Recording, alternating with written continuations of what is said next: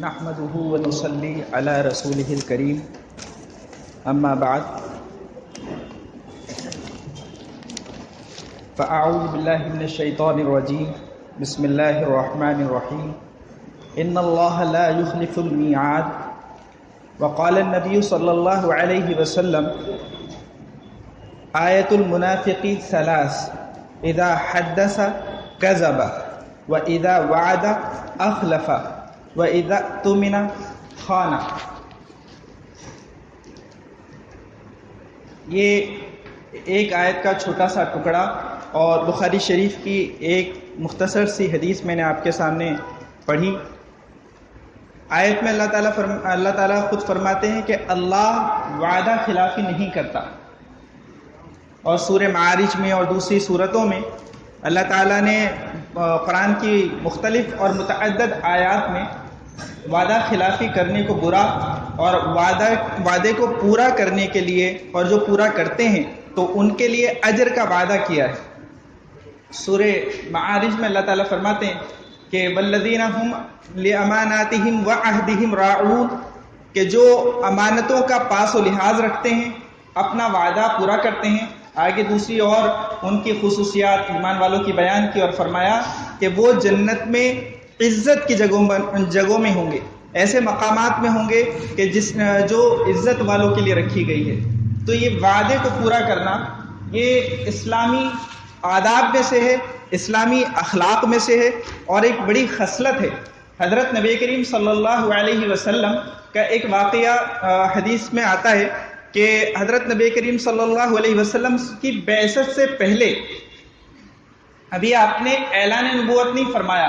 اس وقت کا واقعہ ہے کہ بعثت سے پہلے ابو داؤد شریف کی روایت ہے، عبداللہ بن ابی حمزہ رضی اللہ عنہ وہ روایت کرتے ہیں کہ میں نے حضرت نبی کریم صلی اللہ علیہ وسلم سے کوئی سامان خریدا اور جتنی اس میں رقم مجھے دینی تھی تو وہ رقم پوری نہیں تھی میرے پاس، تو میں نے کہا کہ حضور آپ یہیں ٹھہریے، میں آپ کو یہیں لا کر رقم دوں گا۔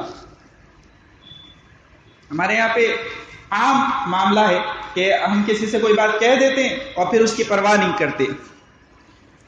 آج میرا موضوع یہی وعدہ خلافی اور زبان دے کر مکر جانا کس قدر سخت گناہ ہے، اس پر میں کچھ عرض کرنا چاہتا ہوں۔ تو ابھی حضور کی بعثت نہیں ہوئی ہے، ابھی حضور نے اعلان نبوت نہیں فرمایا ہے، تو عبداللہ بن ابی حمزہ روایت کرتے ہیں، ابو داؤد میں وہ روایت موجود ہے کہ اللہ کے نبی صلی اللہ علیہ وسلم سے میں نے عرض کیا کہ آپ یہیں ٹھہریے، میں آتا ہوں۔ وہ گھر چلے گئے، اور کبھی ایسا ہوتا ہے کہ انسان کے ذہن سے بات نکل جاتی ہے، تو ان کے بھی ذہن سے بات نکل گئی کہ میں کیا وعدہ کر کے آیا ہوں۔ ایک دن، 2 دن، 3 دن حضور وہیں کھڑے رہے۔ 3 دن کے بعد جب انہوں نے حضور کو دیکھا تب انہیں یاد آیا کہ میں تو کچھ وعدہ کر کے گیا تھا۔ تو اللہ کے نبی صلی اللہ علیہ وسلم نے ان سے فرمایا کہ نوجوان تم نے ہمیں تکلیف میں ڈال دیا۔ حضرت نبی کریم صلی اللہ علیہ وسلم جب ہجرت کر کے مدینہ چلے گئے تو ابو جہل نے اپنے نوجوانوں کو کہا کہ ان کا وہاں دانا پانی حرام کر دو، ان پر زندگی تنگ کر دو، انہیں پریشان کرو۔ تو وہاں کا ایک دانشور مطعم بن عدی کہتا ہے کہ وہ نوجوان ایسا ہے کہ جو امانتیں ادا کرنے والا ہے۔ حضور کی خصوصیت بیان کرتا ہے، ایمان نہیں لایا، کہتا ہے کہ وہ ایسا آدمی ہے، وہ نوجوان ایسا ہے جس کو تم نے اپنے مکے سے نکال دیا ہے کہ وہ ایسا ہے کہ جو وعدوں کا پورا کرنے والا ہے۔ تو حضور کے وعدہ کا ایفا کرنا یہ ایسی خصلت ہے کہ مکے میں اور پورے عالم میں آپ کی بعثت سے پہلے بھی یہ بات مشہور تھی۔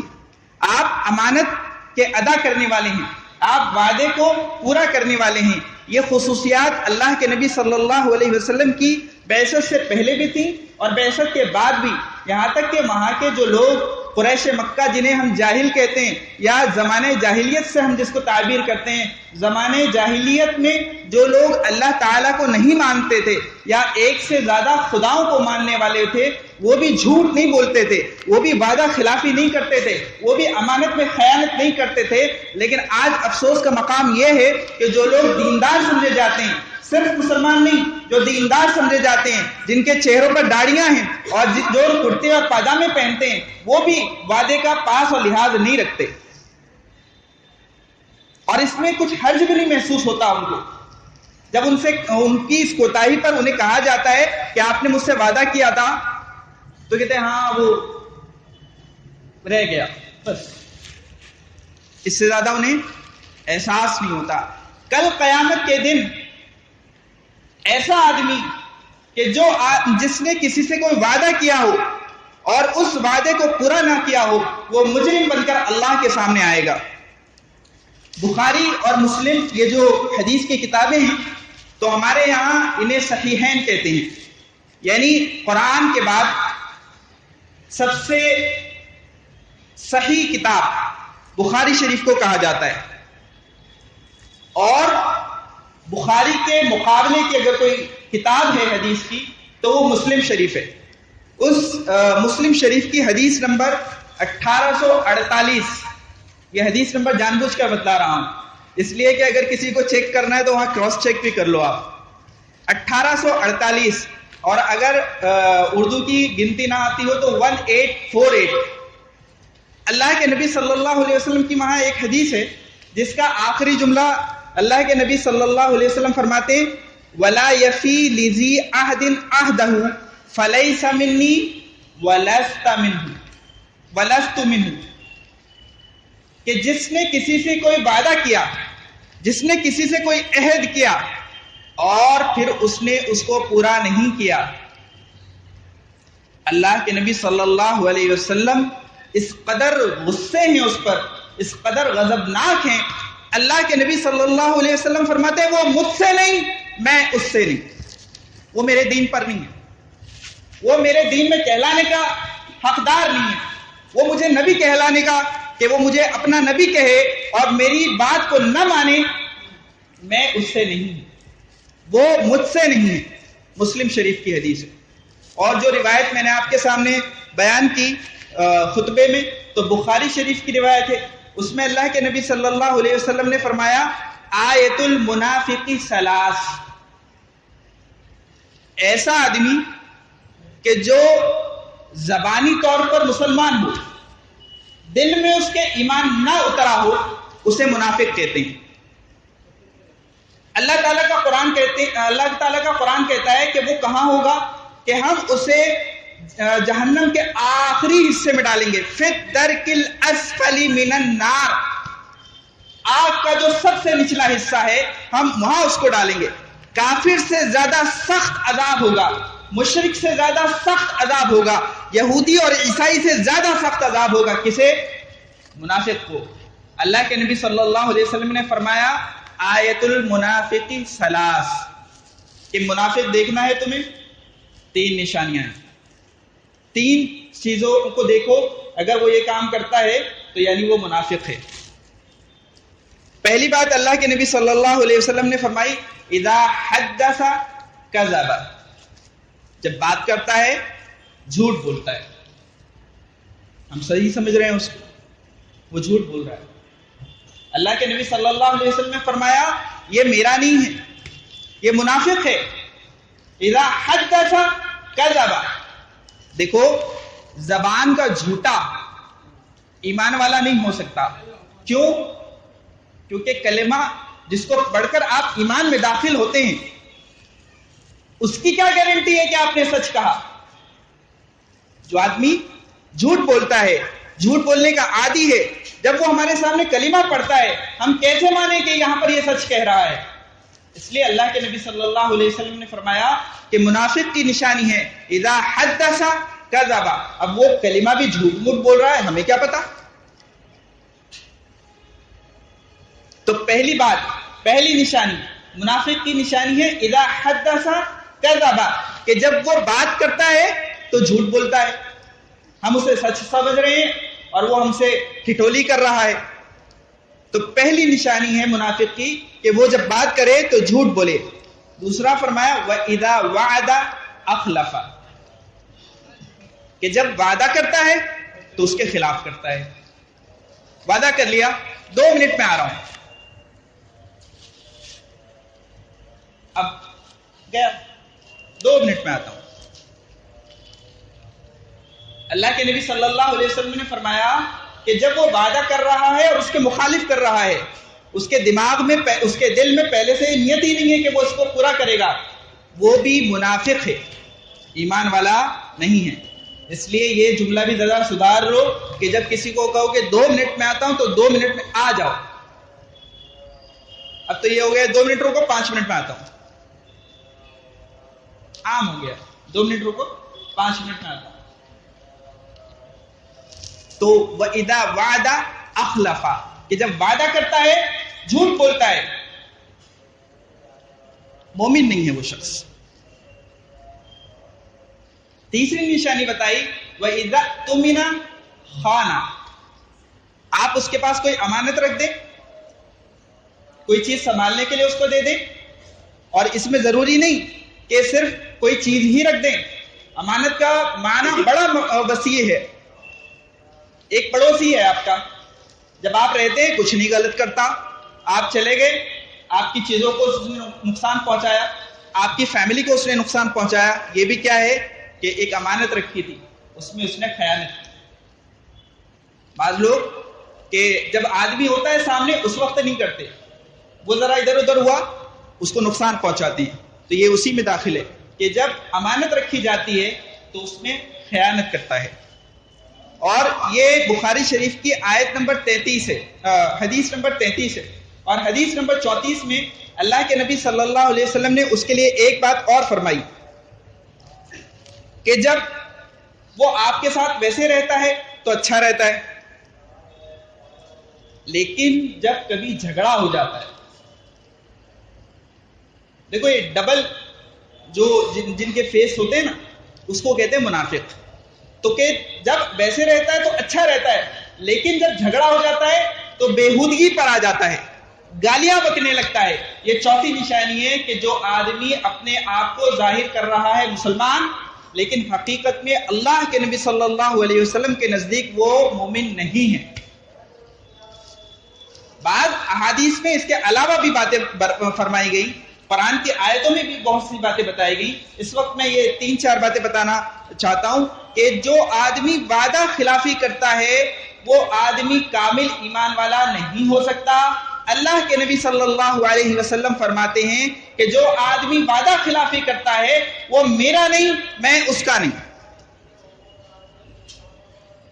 اور اس وعدے کی اہمیت حضرت نبی کریم صلی اللہ علیہ وسلم کے نزدیک کتنی تھی، اس کو اس واقعے سے سمجھیے. ایک صحابی ہیں، مشہور صحابی ہیں، حضرت حذیفہ بن یمان رضی اللہ عنہ. اللہ کے نبی صلی اللہ علیہ وسلم کے سیکریٹس ان کے پاس تھے. حضور نے اپنی بعض راز کی باتیں ایسی انہیں بتائی تھی جو ابو بکر و عمر کو نہیں بتائیں. یہاں تک کہ حضرت عمر رضی اللہ عنہ، چونکہ حضرت حذیفہ بن یمان کو راز کی باتوں میں سے یہ بھی بتایا گیا تھا کہ کون کون منافق ہے، کہ میرے سامنے مومن بنے پھرتے ہیں، حقیقت میں وہ منافق ہیں. اللہ کے نبی صلی اللہ علیہ وسلم کو اس بات کا وحی کے ذریعے سے علم تھا، اور آپ نے شیخین یعنی حضرت ابو بکر اور عمر کے جگہ پر حضرت حذیفہ بن یمان کو یہ بات بتائی تھی. حضرت عمر رضی اللہ عنہ اس لیے اتنے فکر مند رہتے تھے کہ وہ یہ دیکھا کرتے تھے کہ جب کسی کے جنازے کی نماز ہوتی تھی تو اس میں حذیفہ ہیں یا نہیں، اس لیے کہ وہ تو زبان نبوت سے انہیں پتا ہے کہ کون آدمی منافق ہے، تو حذیفہ اس جنازے میں شریک نہیں ہوتے تھے. اور حضرت عمر یہی دیکھا کرتے تھے کہ جس میں یہ شریک نہیں ہوں گے یعنی وہ منافق ہے. اور اپنے لیے اتنا ڈرا کرتے تھے، کہا کرتے تھے کہ حذیفہ چونکہ اللہ نے تیرے پاس یہ امانت رکھی ہے، تجھے راز کی باتیں بتائی ہیں، اس لیے میں تجھ سے وہ راز کی باتیں تو نہیں پوچھتا، البتہ صرف اتنا جاننا چاہتا ہوں کہ اس میں عمر کا نام تو نہیں ہے. کیسے وہ لوگ اپنے ایمان کے لیے فکر مند ہوتے تھے. اور آج آپ کے سامنے بخاری اور مسلم کی روایتیں بیان کی جائیں اور ہم بخاری اور مسلم کی حدیثوں کا مطالعہ کریں، ان کو پڑھیں اور سنیں، اور اس کے بعد بھی ہماری زندگی میں اگر فرق نہ آئے، اس کے بعد بھی ہم وعدہ کریں اور اس کے خلاف کریں، تو ہم کیسے ایمان والے ہیں؟ تو حذیفہ بن یمان جب مکے سے مدینے گئے تو ابو جہل نے ان کو پکڑ لیا، اور اس لیے کہ تم وہاں جا کر حضرت نبی کریم صلی اللہ علیہ وسلم کی مدد کرو گے، اور جب وہ ہمارے اوپر چڑھ کر آئیں گے تو تم بھی جہاد کرو گے ان کے ساتھ مل کر، تو اس لیے ان کی گردن پر تلوار رکھی کہ تم نہیں جا سکتے مدینہ۔ تو انہوں نے کہا کہ میں دو الگ روایتیں ہیں، ایک مسلم شریف کی روایت ہے اور ایک الاصابہ تاریخ کی کتاب ہے، اس کی ایک روایت ہے۔ تو مسلم شریف میں تو یہ ہے کہ انہوں نے کہا کہ ہم مدینہ جا رہے ہیں، حضور سے ملنا ہمارا مقصد نہیں ہے، مقصد ہمارا مدینے جانا ہے۔ تو اس پر انہوں نے چھوڑا کہ ٹھیک ہے تم یہ وعدہ کرو کہ حضور کے ساتھ جنگ نہیں کرو گے، ہمارے مقابلے میں نہیں آؤ گے۔ تو انہوں نے وعدہ کر لیا، جان بچانی تھی۔ تو مسلم شریف کی روایت کے مطابق تو یہ ہے، اور الاصابہ میں ہے کہ اس نے کہا کہ تم وہاں جا کر جنگ کرو گے ہمارے خلاف، تو انہوں نے یہ کہا کہ ہمارا مقصد صرف حضور کی زیارت کرنا ہے، ان کے ساتھ ان کی فوج میں شریک ہو کر جنگ کرنا نہیں ہے۔ خیر یہ واقعہ ہوا، یہاں سے یہ بچ گئے اور مدینے پہنچے۔ اب وہاں پر تیاری ہو رہی تھی جنگ بدر کی۔ جو لوگ تاریخ اور سیرت کی کتابوں کا مطالعہ کر چکے ہیں یا اس سے متعلق علماء کی باتیں سن چکے ہیں، وہ جانتے ہیں کہ بدر کا واقعہ، بدر کا معرکہ اسلام کی سب سے بڑی عظیم جنگ ہے۔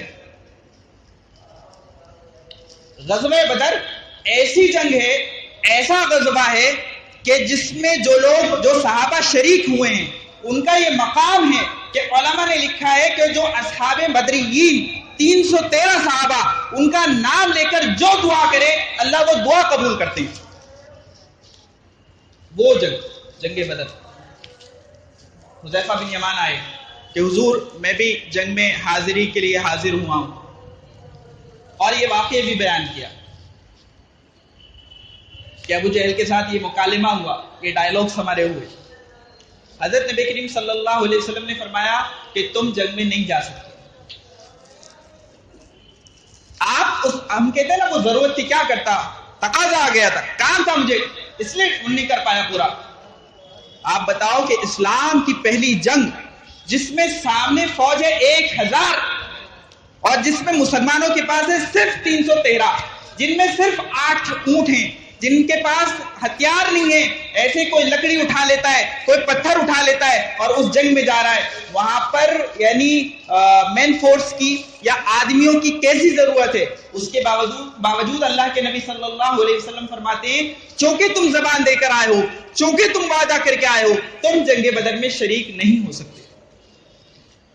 اس سے بڑا کوئی ہمارا تقاضا ہوتا ہے؟ اس سے بڑی کوئی ہماری ضرورت پیش آتی ہے؟ اللہ کے نبی صلی اللہ علیہ وسلم نے فرمایا جنگ بدر میں شریک نہیں ہو سکتے، اور وہ شریک نہیں ہوئے۔ تمام صحابہ جتنے ہیں خلفائے راشدین کے بعد، عشرہ مبشرہ کے بعد، ان میں افضل ترین صحابہ ہیں دیگر صحابہ سے جو صحابی بدر میں شریک ہوا ہے۔ اہل سنت والجماعت کا ہمارا عقیدہ ہے اہل بدر، اصحاب بدر جو بدر میں شریک ہوئے وہ دوسرے صحابہ سے افضل ہیں، لیکن ایک وعدے کی وجہ سے بدر میں شریک نہیں ہوئے۔ کون؟ حضرت حذیفہ بن یمان رضی اللہ عنہ، یہ تھے حضور کے جانصاف۔ اس لیے حضور نے فرمایا کہ جو آدمی وعدہ خلافی کرتا ہے وہ میرا نہیں۔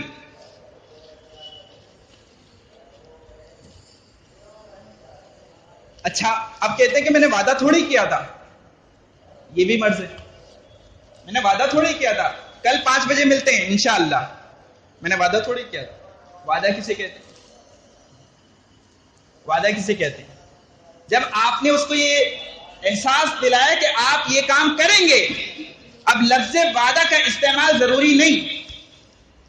اب مثال سمجھو، آپ نکاح کرتے ہو، منگنی کرتے ہو، آپ گاڑی کا لائسنس لیتے ہو، ڈرائیونگ لائسنس لیتے ہو، آپ سٹیزن شپ لیتے ہو، کیوں دی جاتی ہیں وہ چیزیں؟ کوئی اپنی بیٹی آپ کو کیوں دیتا ہے؟ اسی لیے دیتا ہے نا کہ اب اس کا تم خیال رکھو گے، جو خود کھاؤ گے وہ اس کو کھلاؤ گے، جو خود پہنو گے تم اسے پہناؤ گے، تم اس کے بعد تو میں نے وعدہ کیا تھا۔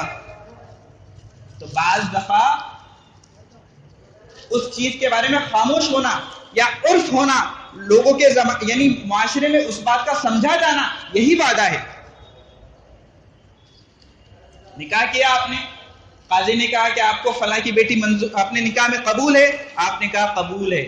اس ایک قبول کے ذریعے سے اس کی زندگی کی تمام ضرورتیں آپ کے سر آ پڑی۔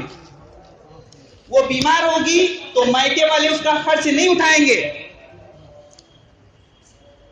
وہ بچہ پیدا کرے گی۔ یہ بمبئی والوں کا جو غلط رواج ہے کہ بچہ پیدا ہونے پر مائکے بھیج دیا جاتا ہے، یہ ان کے ذمے نہیں ہے۔ بچہ تمہارا خرچ وہ اٹھائیں۔ مرد ہو آپ، اپنے بچے کے پیدا ہونے پر خرچ نہیں اٹھا سکتے۔ منگنی کی، اب کہیں اور کوئی معاملہ چل گیا، پہلے والی توڑ دی، وعدہ تھا یہ وعدہ، جب آپ نے منگنی کی یہ وعدہ ہوا، اب توڑنا جائز نہیں بغیر کسی شرعی عذر کے۔ ڈرائیونگ لائسنس لیا ہے تو یہ اس بات کی نشانی ہے کہ جو ٹریفک کے اصول ہوں گے، اس کے جو رولز ہوں گے، میں ان کو فالو کروں گا۔ ریڈ لائٹ جلے گی، ریڈ سگنل ہوگا تو میں آگے نہیں بڑھوں گا، یہ میرا وعدہ ہے آپ سے۔ لوگ سمجھتے ہیں تو دنیا کا معاملہ ہے، کیا ہو گیا؟ دین اور دنیا الگ الگ ہے۔ اسلام صرف قبر کے لیے ہے، مر جاتے ہیں تو قرآن خوانی کروائیں گے، زندہ رہے تو کبھی اٹھا کر پڑھ نہ سکے۔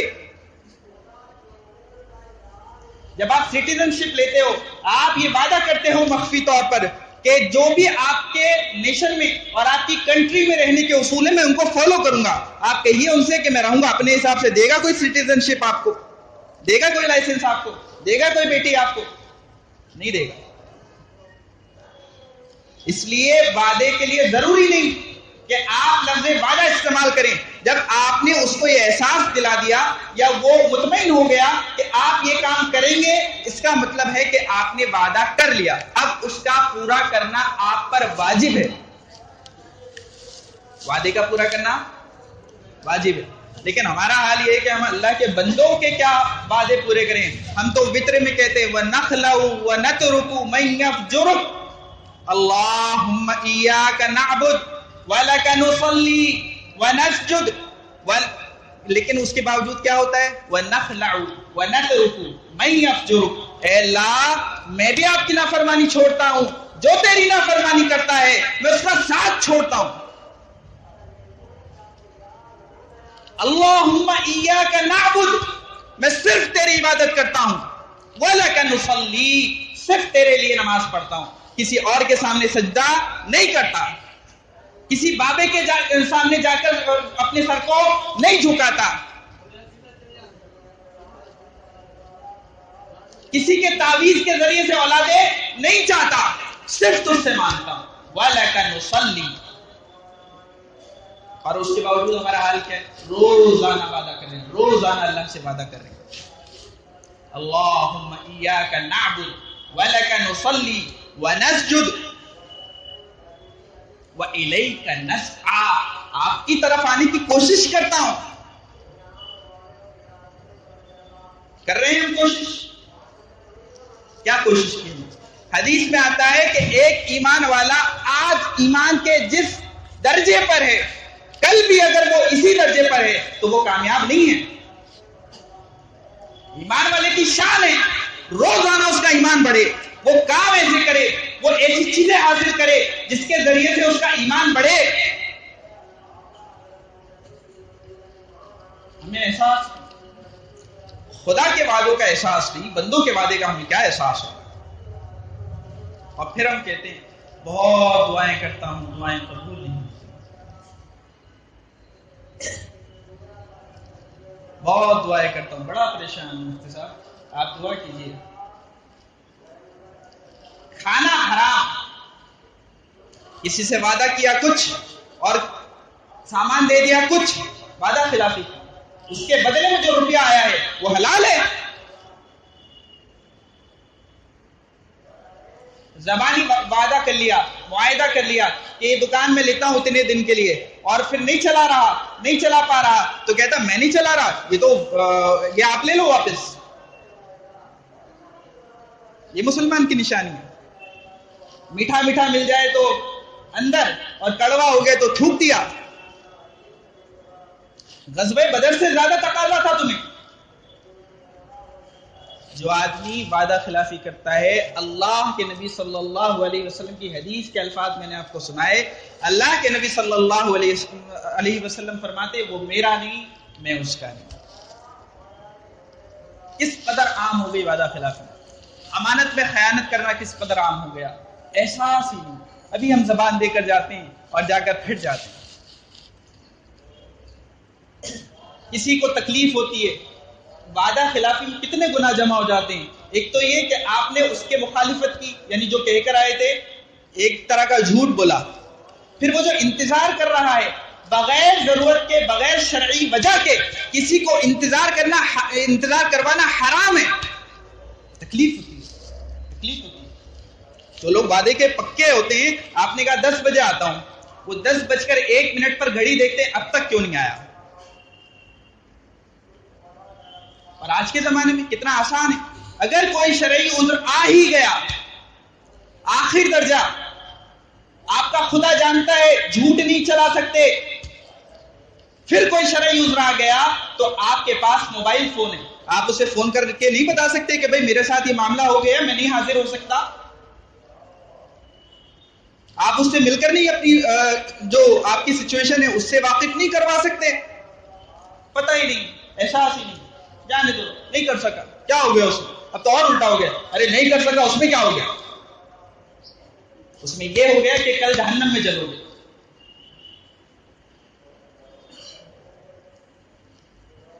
اور جو وعدے کا پورا کرتا ہے، اللہ کا قرآن کہتا ہے کل عزت والے مکانات میں جنت میں انہیں داخل کروں گا. ہم سمجھتے نماز پڑھ لی مسلمان ہو گئے، روزے رکھ لیے مسلمان ہو گئے. اسلام کے جو 5 بڑے بڑے شعبے ہیں ان میں سے ایک ہے عبادات. عبادات میں سے بھی اگر موٹی موٹی چیزیں نکال لو تو نماز ہے، روزہ ہے، زکوٰۃ ہے، حج ہے. 5% نماز آپ کے پاس بچتا ہے. 5% میں بھی جب وقت کی پابندی کے ساتھ میں، جماعت کے اہتمام کے ساتھ میں آپ تمام نمازیں ادا کریں، تب جا کر آپ کی وہ 5% ہوگی. 95% کو بھول کر بیٹھ گئے، پھر کہتے ہو مدد نہیں آتی اللہ کی. ایسے اللہ کی مدد آتی ہے. اللہ تعالیٰ ہم سب کو اس کا احساس نصیب فرمائے. اللہ تعالیٰ ہم سب کو وعدوں کو پورا کرنے والا بنائے. اللہ تعالیٰ ہم سب کو اپنے حبیب کی تمام تعلیمات پر عمل کرنے والا بنائے. اور اس کے لیے یہ بھی ضروری ہے کہ پہلے ان تعلیمات کو جانیں، کسی عالم کے پاس جا کر زانو تلمس طے کریں، اس سے پوچھیں کہ یہ جو آپ کہتے ہو کہ 95% باقی ہے، وہ 95% ہے کیا؟ میں آپ کے پاس روزانہ 1 گھنٹہ دوں گا، آپ مجھے دین سکھائیے، آپ میرے بچوں کو دین سکھائیے. جب وہ نافرمان ہو جاتی ہے تب کہتے مولانا اس کو سمجھاؤ. یا کل آنا اس نے شروع کیا، 1 ہفتے پہلے اس نے پڑھنا شروع کیا، پھر کہتے ہیں مولانا تجھے یہی سکھاتے ہیں، 20 سال تمہارے پاس رہا، تم کیا سکھا سکے ہو اسے؟ ذمہ داری نہیں ہے. اولاد جب وہ مسکراتی ہے اور جب وہ تمہیں ابا کہتی ہے تمہیں اچھا لگتا ہے، جب وہ اللہ کی نافرمانی کرتی ہے تمہارا دل نہیں کھلتا.